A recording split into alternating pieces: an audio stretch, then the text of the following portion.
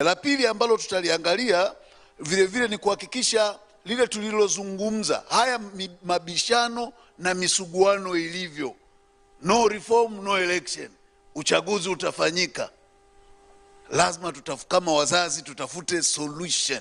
Hilo ndilo tulilozungumza na ndilo la msingi. Vile vile tutaliweka kwenye resolution. Tunataka uchaguzi ufanyike bila virungu, mabomu na risasi, kwa sababu ni jukumu letu, ni taifa letu.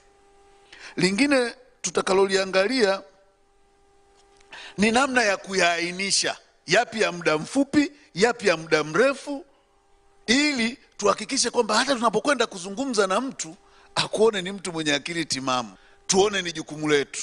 Kwa sababu mmemsikia profesa amesema nako Kenya wana mambo yao, kwa hiyo tukilikoroga hapa hatuna pa kukimbilia. Kuna yule mwimbaji mmoja anasema kina muno ave na kwao. Kila mtu ana kwao, si ndivyo jamani?